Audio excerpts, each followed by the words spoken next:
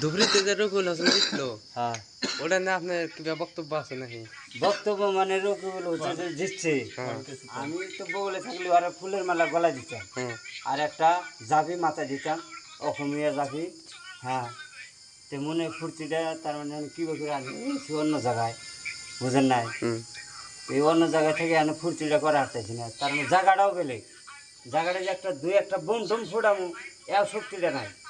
কারণ কি জায়গা ভয়ের জায়গা। আর যদি কংগ্রেস সরকার গঠন করতে তাহলে গদলা করতে হ্যাঁ কংগ্রেস সরকার গঠন করলে তো এটা তো কয় জানা গদলা করতে বুঝেন নাই গদলো করুন কে কংগ্রেস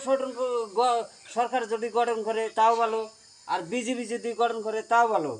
কিসেনিকে ও তো মানুষ মানুষ না আমি যেরকম মানুষ হ্যাঁ তাহলে বস্তুটা ও সরকার গঠন করলে যা করবো